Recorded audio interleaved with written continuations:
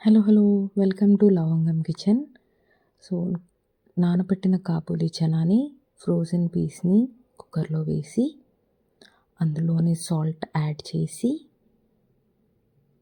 Water కూడా add చేసి, కుక్కర్‌కి ఒక 2-3 విజిల్స్ వచ్చేలా పెట్టాలన్నమాట.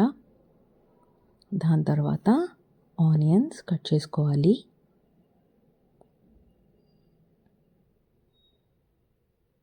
కుకుంబర్స్ కట్ చేసుకోవాలి.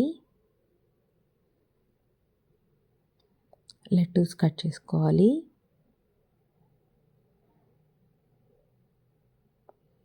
అవన్నీ ఒక బౌల్‌లో యాడ్ చేసుకొని, ఇందాక నానబెట్టుకున్న కాబూలి చనా పీస్‌ని కూడా యాడ్ చేసుకోవాలి. ఇప్పుడు డ్రెస్సింగ్‌కి peanut butter, soya sauce, chillies and pepper వేసుకొని హనీ కూడా యాడ్ చేసుకోవాలి.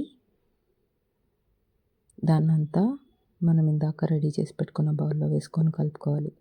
అంతే, very healthy, very tasty green salad ready.